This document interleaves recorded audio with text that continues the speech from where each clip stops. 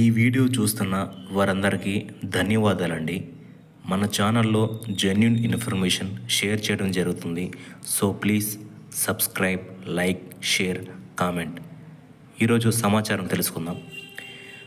వైకాపా హయాంలో దొంగచాటుగా అమలు చేసిన జీపీఎస్ రద్దుపై పోరాడిన 1500 మంది ఉద్యోగులపై తప్పుడు కేసులు పెట్టి అనేక ఇబ్బందులకు గురి చేశారని, ఆ కేసులను ఎన్డీఏ ప్రభుత్వం రద్దు చేయాలని ఏపీ ఎన్జీఓ అధ్యక్షుడు శివారెడ్డి కోరారు.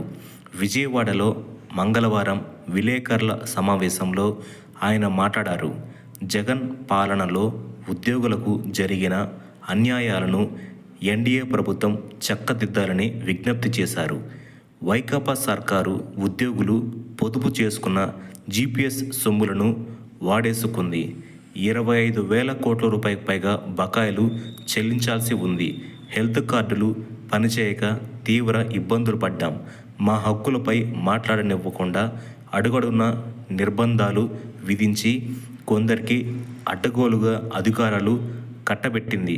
అందుకే ఎన్నికల్లో ఉద్యోగ సంఘాలు వైకాపాకు బుద్ధి చెప్పి ఎన్డీఏకు మద్దతుగా నిలిచాయని పేర్కొన్నారు.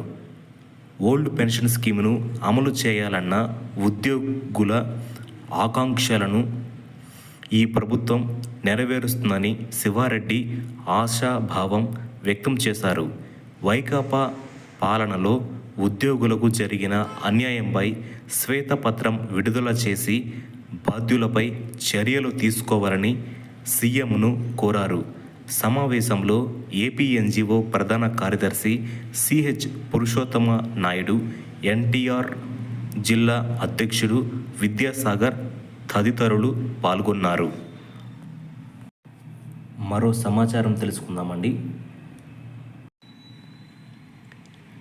రాష్ట్ర ప్రభుత్వం మంగళవారం 2,000 కోట్ల రూపాయల రుణం సమీకరించింది.